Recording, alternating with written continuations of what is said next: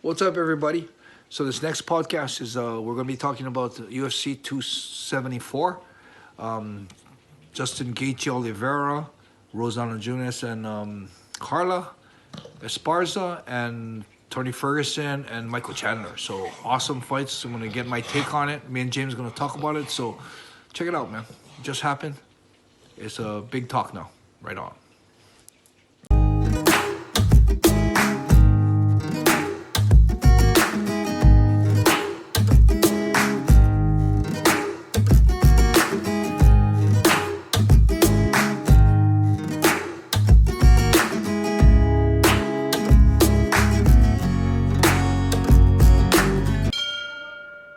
What's up, everybody, and welcome back to the Yamatodamashii podcast.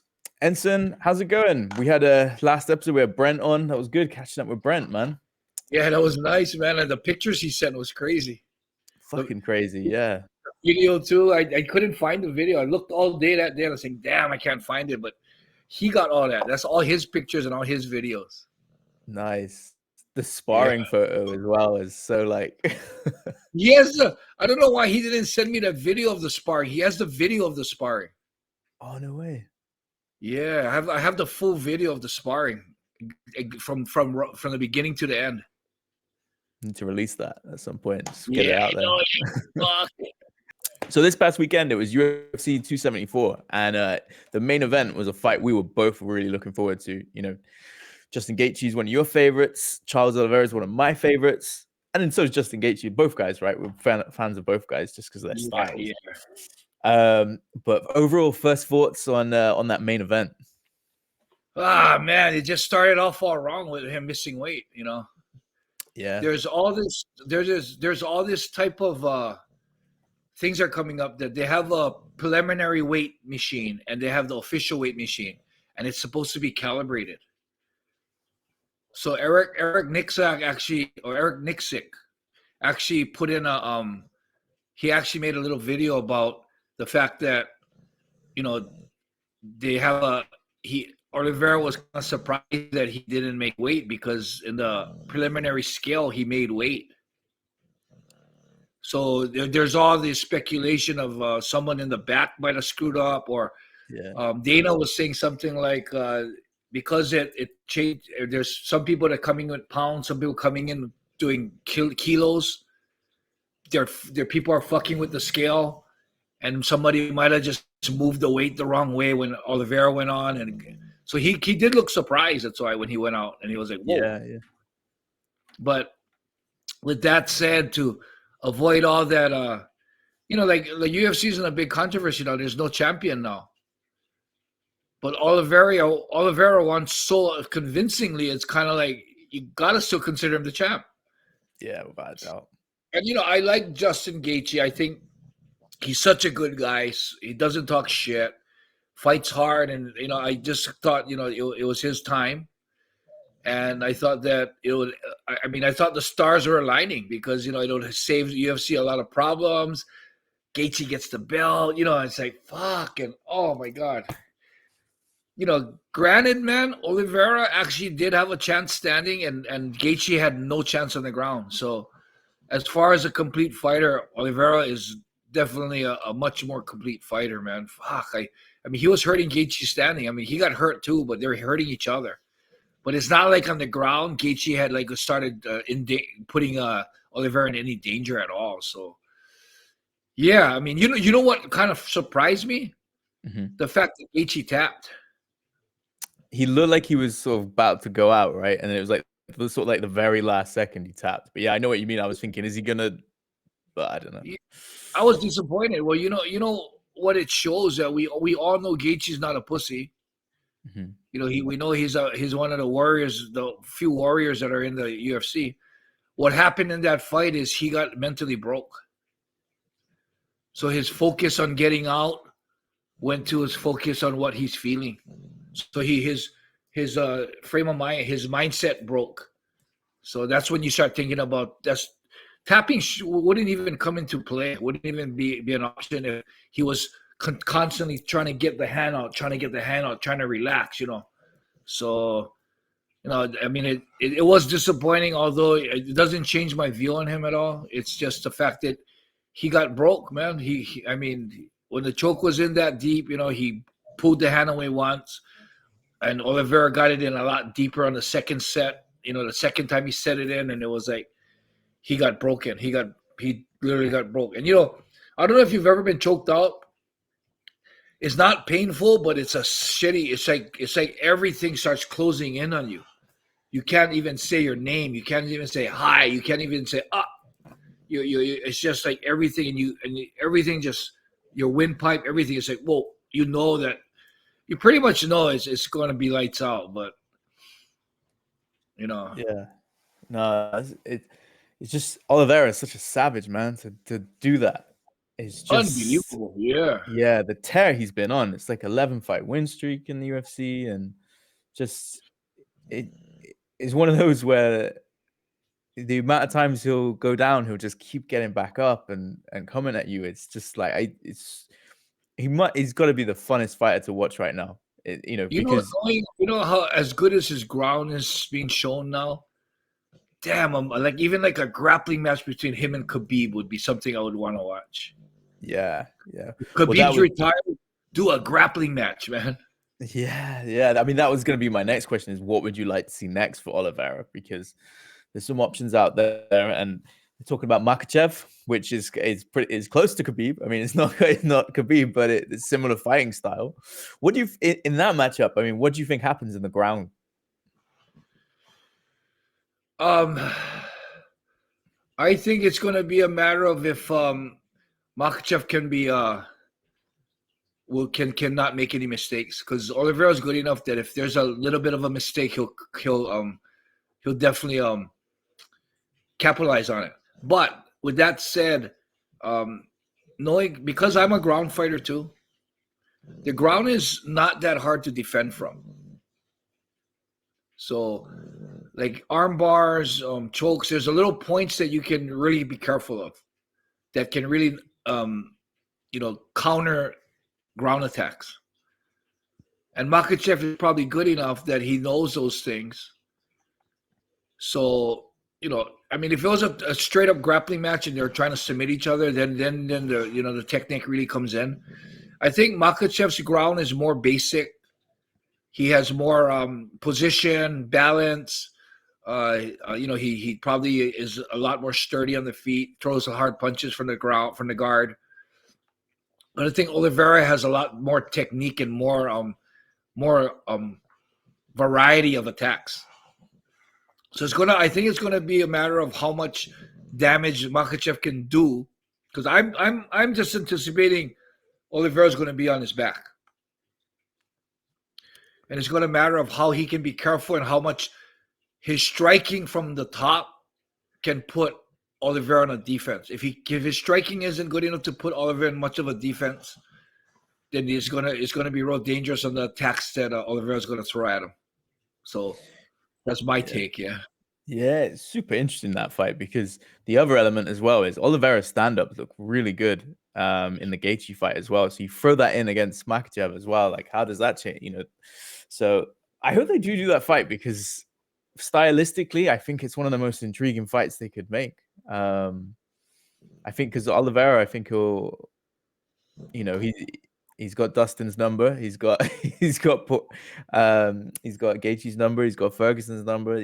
He's been Chandler's number as well. Like, I mean, we'll get into the Chandler fight shortly, but the Makhachev one is an interesting puzzle that no one solved yet. So I think that's the way they should go. And I think it's a good time, because I think there's so much hype about Makhachev now. If he were to fight Chandler or Gaethje and doesn't look as impressive, like almost like Chimaev, yeah. He did good, but he showed a lot of flaws in Burns' fight. So the hype with Chimaev fighting Usman or him fighting Adesanya is kind of like, oh, I don't know now. Mm-hmm. So that excitement of him seeming invincible, I mean, even Makhachev now is in that situation where he's been pretty much dominant in all his fights. Yeah. Khabib says he's a better wrestler than him, so I mean, with all that hype, man, I think right now is a good timing for him to get that title shot for the fans and for the excitement of the event. Yeah, So I'm hoping that happens too. yeah, I agree because they were targeting Makhachev versus Beneil Dariush, but yeah, I think Beneil's really good, and I do want to see that fight at some point. But like you say, I think the next contender would make sense to do Makhachev, and then Yeah, Dariush is not that huge of a name. Mhm. I mean, he is a big name, but not like a Chandler, Gaethje. He's still up there. Like, whoa, yeah, he's definitely a title contender. But it's almost like the hype that Makhachev has. He'll definitely be the favorite. And whenever Oh, you're do you reckon? fighting, whenever you're fighting an underdog, I think that you got more to lose than to gain. So if I had to put you on the spot, who are you picking, Makhachev or Oliveira? Oh, Makhachev or Oliveira? I would go with Oliveira. Yeah, me too. I think I won't pick against him again for a very long time. I think overall, his of course he has a suspect chin. He gets hit. He gets hurt a lot, but his recovery and his composure when he's hurt is like second to none, man. So I mean, his striking I think is better than Makhachev. I feel personally, I think his striking and he showed he has power. He definitely has power in his strikes. Yeah, His ground, definitely. yeah. And So- even I was really impressed with the, like checking the leg kicks and stuff like that, because Gaethje's got those horrendous leg kicks, and Oliveira just made it look like nothing. And I was like, whoa. Yeah. So you could tell he did his homework for that fight. Yeah, he did. He did really well, man. I must say, I was a little bit bummed because I really wanted Gaethje to win, especially with the weight cut in it. And yeah, let's get Gaethje. This is Gaethje's time. Gaethje needs to win. He hasn't won a belt. He hasn't got the UFC belt yet. I think so many chances. That sums up the lightweight division, though, in my opinion. Like when you've got fighters as good as Justin Gaethje that haven't had the belt, and I think lightweight has always been one of my favorite divisions, because I know some of the fans, the hardcore fans, always dubbed it like the violence division, because you had guys like Eddie Alvarez, Michael Chandler, Frankie Edgar, those guys that would just go to war, right, and like take the knockdown but keep coming back, as opposed to some of the other divisions in the sport. So yeah, it's Gilbert Melendez as well. He's another one, which, some of those guys, man, they went through the wars. But that's a harder division to fight in than heavyweights. Yeah, it's super tough, right? It's just stacked. I mean, we talk about featherweight and bantamweight being really stacked divisions as well, but lightweight just seems like it has those fights where it's like it's a war. Do you know what I mean? Yeah, they do. Stacked division, man. Unfortunately, what wasn't a war was the co-main event, which I'm dying to hear your take on. Rose Namajunas lost a decision against Carla Esparza. What did you make of that fight? I thought it could go either way. It depends what you're looking at. You can easily make an argument of why Carla won, because she was always pressing the engagement. Although a lot of it was tackle feints or she's trying to bait her in, it's still on a casual eye. It looks like Rose was, every time Carla came into range to engage. Of course, engage meaning striking or a tackle. Mm-hmm. Because Rose was trying to avoid the tackle and was kind of fearful of Carla's tackles. Every time Carla got into range, Rose would move out of range. So it looked like Rose was the one that wasn't engaging. I mean, I watched the fight again after the first time, because the first time I watched it was at the wedding. Right. Okay. Wow. Shit. I ran the phone on the wedding table, and all the speeches are going on, but I was watching the fights. Yeah. And so I put off the sound and everything. Right. So yeah, so when I thought Carla won, and then when I heard Rose's interview saying that she thought she won, I said, shit, I better watch it again. And she was saying, she hit her with leg kicks that didn't hurt, but it's like that's points. Like there was one round, I think the second round, where Carla had like a half-ass tackle. She took her down for a brief second. Rose got right up, and in the usually in MMA that's not enough to be considered any type of advantage. But because I heard Joe Rogan say, because there's nothing going on in the round, that actually could win a round for Carla. And I think that's what it came down to. There was no punches being thrown. There was no punches landing. I mean, very few. Every little thing that happens, Carla, gets that little takedown. And I think the biggest thing that happened was Carla took her down and suplexed her, got her back for a little bit, So, I mean, round by round, you could make an argument that anyone could have won. But if you look at the overall fight, like Rising does it overall. They don't do round by round. They do overall. And if you look at that, it's like if anybody did any type of good aggression on anybody, it was probably Carla. Yeah. I mean, where do you rank this fight? Because there's been a lot of people calling for it as one of the worst fights of all time. Do you see it as that, or would you? Yeah, Ngannou and Derek Lewis was pretty bad too. Yeah. I don't know. I guess Derek Lewis and Ngannou, you still had that one big punch that could come in, so there was a little bit of tension in it. But this fight was really when I was watching the fight, it was like, wow, they just weren't engaging. It was like, I mean, granted, that was Carla's game plan. Carla's game plan was trying to bring her in to engage and shoot for a tackle, and Carla was definitely a better tackle, a better wrestler than Rose. So Rose knew that. So Carla pretty much implemented her game. Rose's game was to stay away from the tackle, but that's her defensive strategy. Her offensive strategy was definitely not to just stay away and not hit Carla at all. So she couldn't implement her aggressive strategy. Carla had some little shines here and there where she actually did implement her takedown and her, closing the distance. So, yeah, I mean, did you hear that there's like a big controversy about the cornering? Only the kind of that they were saying that Pat Barry was maybe a bit like, because it's his spouse, right? That he's kind of maybe going to. They're almost saying that Pat Barry. They were saying, why was Pat Barry the primary? So Trevor was a secondary. When he's such a big, huge cornerman. Yeah, exactly. And it almost seemed like at the end of the round, they were almost sort of clashing on their advice. Where Pat was super happy what he was doing, telling him he won. You're up 4 rounds. And then you had Trevor coming in saying, hey, man, come on, believe in yourself. You're better than her all around. Go have fun. Go do it. Go get it. Almost like in a real casual way, saying you got to do more. Have confidence, do more, So, and Pat was more like, yeah, he loves perfect. What you're doing is perfect. She has redness on her forehead. Your jabs are hurting her. You're not even throwing your hard punches hard yet. He said that after the first round. So it was more praise than criticism, I think. So, granted, Rose followed the game plan. And maybe the game plan was, what wasn't good enough. I mean, when I watched it later, the commentators, Joe Rogan, them were saying stuff like, man, how can you feel comfortable with going into the decision with this? Yeah, it's like, makes so much sense. Like, yeah, how can you feel comfortable with that, man? Yeah.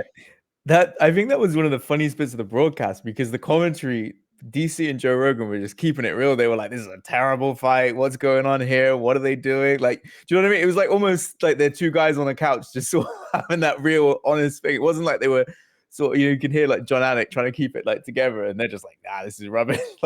And then Joe Rogan goes to interview Carla Esparza, and he's sort of putting the microphone there and saying, so what happened in that fight? Like, why do you think you won? It was the way Joe asked the question. I was like, that is hilarious that he's kind of saying like, what did you? That's why I like Joe, man. Joe's so real. Yeah. Joe doesn't play that. He doesn't play that. That commentator suit. He doesn't put on his commentator suit. He's still Joe Rogan. And what me and Sarah love about Joe is that you can actually like when there's a controversy that happens, you can count on Joe to point it out in the interview. Yeah. The post-fight interviews with him are always like, Joe's good, man. Joe calls it out, man. I kind of like that about him. But yeah, so I tell you what. After that fight, though, I am very ready for the rematch of Joanna Jędrzejczyk versus Zhang Weili, because that first fight was incredible.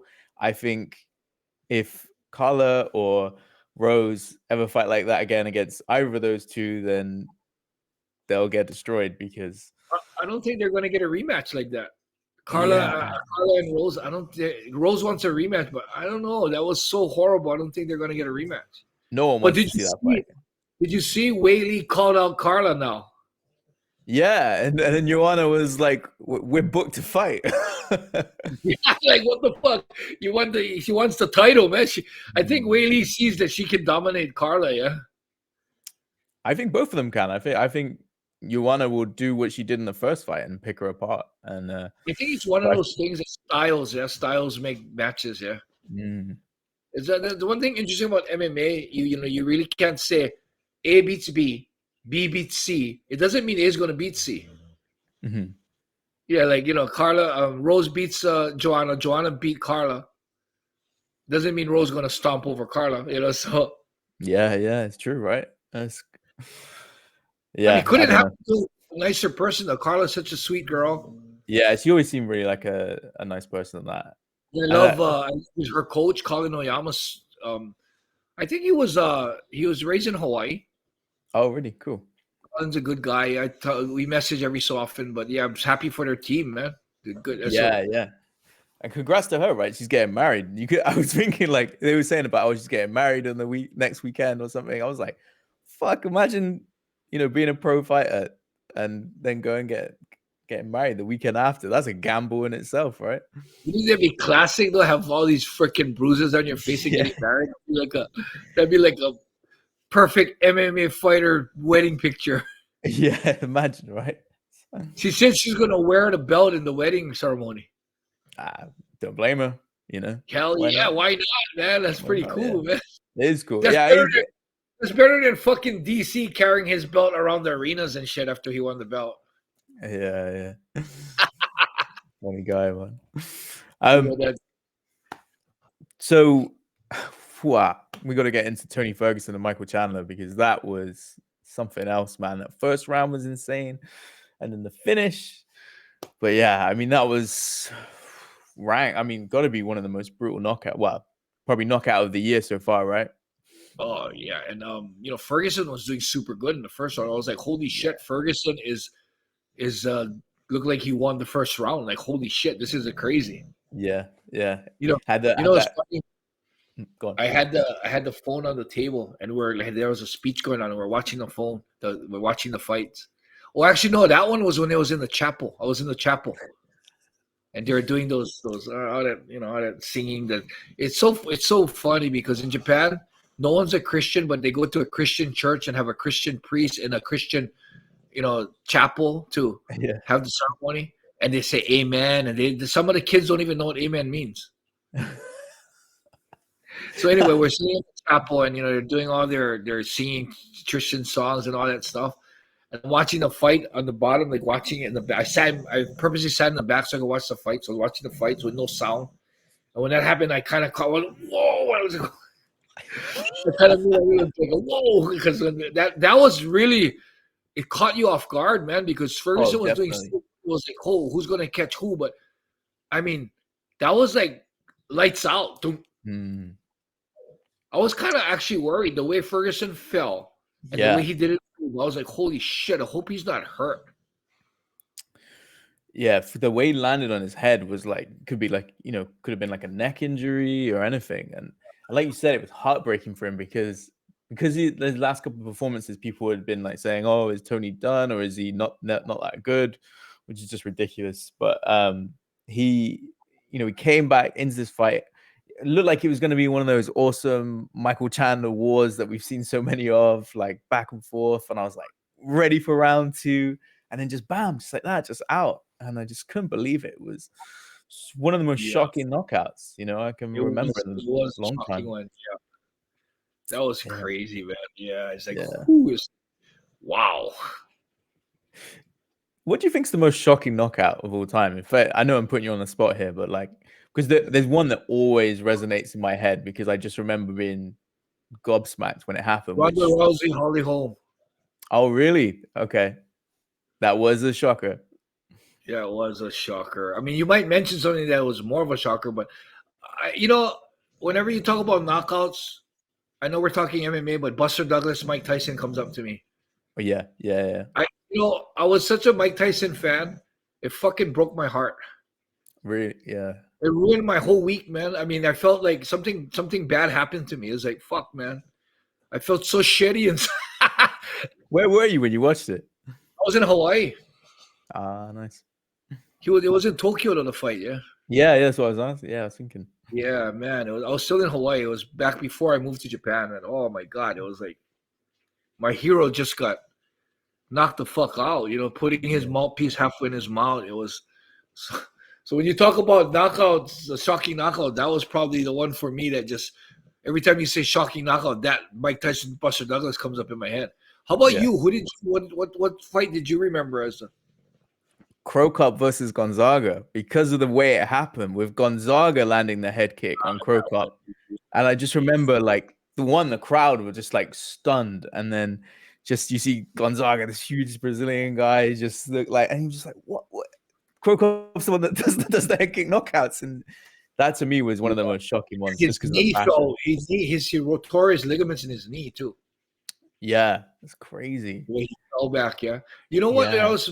In Crow Cup, you know what else is a real shocking knockout? Kevin Randleman Crow Cup. Yeah. Oh yeah, back in Pride. Yeah. That was a pretty big one too. Like, whoa, what the fuck just happened? Yeah. It was a shocking fight. The real shocking fight, but wasn't a knockout. That Enson and Sarah Randy Couture fight. It's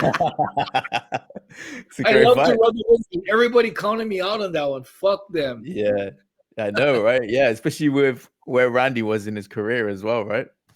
UFC heavyweight champion. So Yeah, I was lucky because I got to target all these people when they were at the top of their game. So, Randy was just coming off the win off Vitor Belfort when Vitor Belfort seemed invincible. yeah, When I fought Mark Kerr just beat up Hugo Duarte. yeah, Bubba Chanchin, I got to fight him after he knocked out Francisco Bueno. Oh, Fortunately, Mark Kerr before I fought him, but still, he was still kind of invincible. Heath Hearing is right after he beat up Tom Erickson. yeah. Oh, yeah, yeah. And Tom Erickson was fucking Yeah. Tom Erickson was supposed to be like the scariest dude. throws around Randy Couture. So it's like, whoa, this guy's going to be mean, you know. So that was when I saw that happen. I knew I had to try and feel Heath Hearing. So I got lucky, man. Yeah. Oh, you can take a lot of pride in that in your career that you did fight like the guys like in their primes, like. That's what John McCarthy told me once when I met him. He said he looked at me, he goes, "Enson, man, do you ever take easy fights, man?" Like, great. I'm like, well, I guess not. Huh? Never, man, never. Literally, I think that's why the fans love you, man, because it's pretty rare these days. People do that, but yeah, I mean, the only other fight I wanted to touch on was Shogun, really, because not the most interesting fight, but still Pride alumni. You know, I think he's the last Pride fighter in the UFC right now. I don't think there's anyone else left. Oh yeah, he might be. Yeah. He's gone. He's in the Bellator. Yeah. I think he is. Yeah. So it's a sad day to see, but yeah. What did you think? Contract. Yeah. Who would you want him to face? Because I got an idea in my head who I'd like to see him against. Oh man, I don't know. Lightweight division. Yeah, I don't want him to fight any. I'd rather him just fight maybe a scrapper, not someone that not like a John Jones or not like even like Anthony. What's that? Lionheart, Anthony Smith. Yeah, Lionheart. That's yeah. I think that might be a nice matchup. Do you know who I'd like to see him fight? Johnny Walker, because Johnny Walker's coming off a loss. If you remember, he got KO'd by Jamal Hill, and he's one of those guys that's just a bit of a wild man, bit of a crazy stand-up. You know, that's who Shogun was back in the day. I mean, the OSP fight to me was a bit like when they announced it wasn't really what I wanted to see as one of Shogun's final fights. But it's not an easy fight for Shogun, but then Johnny Walker's coming off 2 losses as well, so I think that makes sense. So I hope they book that fight. It would be like a good passing of the torch if Shogun loses. Yeah, exactly. So yeah. But yeah, Any other thoughts on UFC 274? I like the Cortez fight, Tracy Cortez. Oh, I didn't see any of the prelims. My Well, son didn't she let me did. watch it. Actually, she was fighting a world jiu-jitsu world champion. Right. Of course, she's she's getting a lot of groundwork from Brian Ortega? Ortiz and Ortega. Yeah. I mean, night grappling, day grappling, and she's getting a lot of grappling from him. So, I thought she was going to be real good at, but she pretty much nullified any finishes. She got caught in some stuff, but she was knowledgeable enough to stay away from it. And yeah, I didn't think that was a fight she was going to win, but she did pull it out. And she's a tough chick, man. I mean, you got to give that to her. She's tough, man. And I respect that kind of people. Yeah. Need to go check it out. Need to, get a chance to watch some of those prelim fights. I didn't hear too much about them, but I will go and check them out. And you know the thing too, why I think maybe that fight really stands out in me, and the reason why I kind of liked it, because that was a good fight for Sarah to watch. Because a lot of the stuff I'm teaching her about pressure, Tracy Cortez was lacking a little bit of the pressure. She was, whenever you're in someone's guard, whenever they make that wrong movement with the angle of the leg, to put pressure on the leg is real good to pass. And she had numerous chances, and I was actually working with Sarah on that. Like somebody's trying to do something to you or trying to triangle you, and you get your head out of the triangle. The next thing is when you get your head out, the leg's right here. Instead of sitting up and letting them bring their leg back over and returning guard, you put pressure on that, and you kind of stacking them, just their leg going this way now.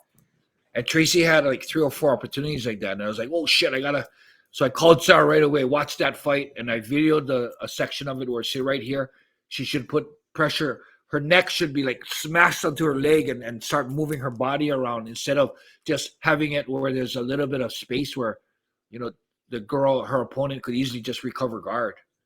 So I mean, maybe that's why that fight stands out in my head, because I thought that's a good fight for Sarah to watch, to learn. So yeah. Coaching you coming out during the fights. yeah, it's like Coach Eyes was happening. Like, whoa. Yeah. How's Sarah getting on in Vegas? Good. She's got 1 more week. She's doing to get the best out of this last week. She's doing 2 days. Sarah works hard, man. You got to give that to her. She's not the best. She's not the most athletic person. She doesn't pick up things like that. But she's almost like Egan, where she grinds and grinds and grinds. And I mean, she works hard at it. Me and Sushi are kind of the opposite type, where we pick up shit real fast. But we have, I feel like I lack that well, at least in racquetball, I lack that drive to train and train and train. But Sarah has that grind, man. She's doing two a days, man. It's like, so it's good, because after this trip, she gets a little reward. Yeah, so of course her best reward is probably to come home with the dogs and with me, but she gets kind of like a supplement reward, because now after that she goes to Hawaii, and she gets to surf. She's gonna train with the Egan school. She's gonna open up the gym. She loves nature, so she's gonna go hiking with one of her friends, Casey, and she's gonna walk the beach, swim in the water. So she's she's like me. She's an island girl, and island people, we need to get into the ocean. The ocean is like rejuvenation, so it's gonna be good for her. That trip, although she wants to come home, when she gets there, she's gonna be super happy, because it's all her element, man. The water, the hiking, the nice weather, the sun. So perfect. So yeah. I'm super jealous of hearing that. My life is changing nappies and shit. So okay, if anyone wants to know what the noise is in the back. Yeah. Behind the scenes. So I got the whole gang. Yeah, the whole gang. Well, say, what the fuck? Get that camera off me. I'm sleeping, fuck. Fuck out. Yeah, man. So, awesome event. Honestly, but how did you feel? I was a little bit. It was like the hype, and then the event. was kind of like, oh shit, it's not as like what I thought it was gonna be. Chandler fight, the Chandler Ferguson was more than I expected, but I don't know. I just the Gaethje Oliveira fight was also super good, but I guess I wanted Gaethje to win, so that was kind of a letdown. And Rose and Carla was a snoozer, man. That was a kind of a bummer, man. Yeah, it was a weird card because, like you say, it was like up and down and up and down, and even in some of the fights, because you had, the opener was pretty good, and then yeah, because Randy Brown, I really liked his striking. I thought that looked pretty cool, and definitely seemed like a prospect for that division.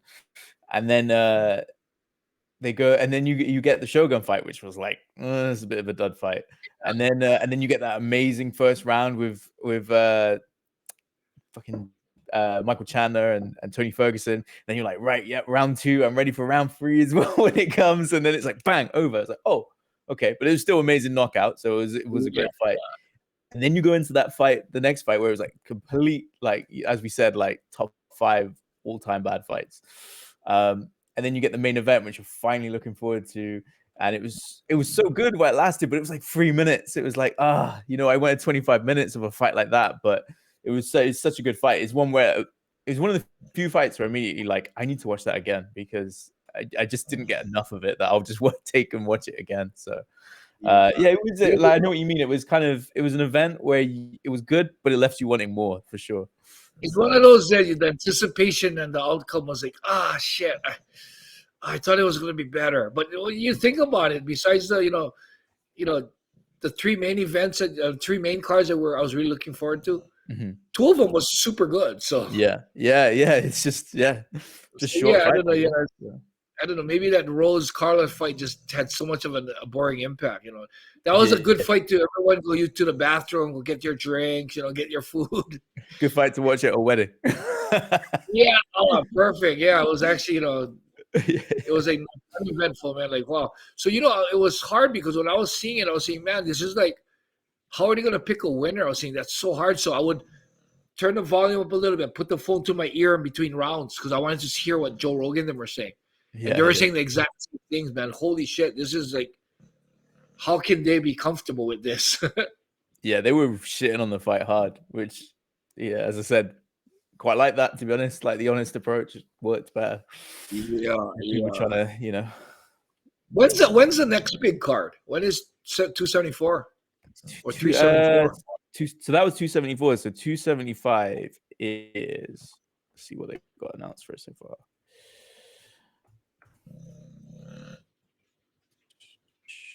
Oh, okay. This is a big fight in the light heavyweight division. Glover Teixeira versus former Rising star Jiri Prochazka, which shit. I love watching Jiri fight. I think he's super exciting, right? Who you pick? Jiri every day. Like, I mean, Glover's really good, but I think Jiri's phenomenal. I love his style, man. Hands down, fucking crazy, right? So yeah, I wonder. The only problem is if when they get to the ground, I wonder how Jiri's going to hold up on Glover's ground game because Glover has good ground, so that'd be interesting, man. Yeah, and that's the same card with Wei Li versus Joanna, so that'll be cool. Oh fuck! Holy shit, that's a huge card. Yeah, so that'll be cool. You know what was with Jiri? I became a big fan of Jiri because when he was fighting in Japan, he was real samurai-ish. They didn't talk shit, didn't act up, and then he was rolled into like the Bushido and the samurai aspect of honor and everything. And I liked him, and then he went to the UFC and turned to a total douche in that first fight. What happened in the first fight? First fight, he started talking shit. He's acting weird after the fight. It was like, I was saying, holy shit. So me and Sarah are sitting there like, okay, which is the real Jiri? Is that the one in Japan or this one now? Because if it's this one now, fuck him. I don't like him now. But then he's been pretty. Maybe it was just one of those ways that, people have different nervous reactions there. Some people laugh, some people act weird. And I think he might have just got a little bit overwhelmed with the hype of being in the UFC. So maybe that's what he thought the audience wanted or something. I don't know. Yeah, maybe he was trying to play up that stupid American sell yourself shit, Yeah. Yeah. Yeah. But yeah, try watch that first fight. Try go back and watch his first fight. Yeah, I was just looking. It was against Ozdemir. I remember it, but I can't remember like what he was saying before and after the fights. But Well, try remember it, watch it again, thinking that his real samurais don't talk shit, Yeah. quiet, all about Bushido, about fighting hard, just and then you see how he acts, and he is like, whoa, that's not the Jiri I knew in Japan, man. It's like, what the fuck happened? He went to the UFC and turned to a douchebag, So, yeah, but he actually was pretty stoic the next couple fights. So maybe it's put it off as one of those hiccups. Indeed. Cool. Right. Well, thanks everybody for watching, and we will talk to you guys again soon. Yeah, and James will go back to his papa sitting. The hard work continues. Good break.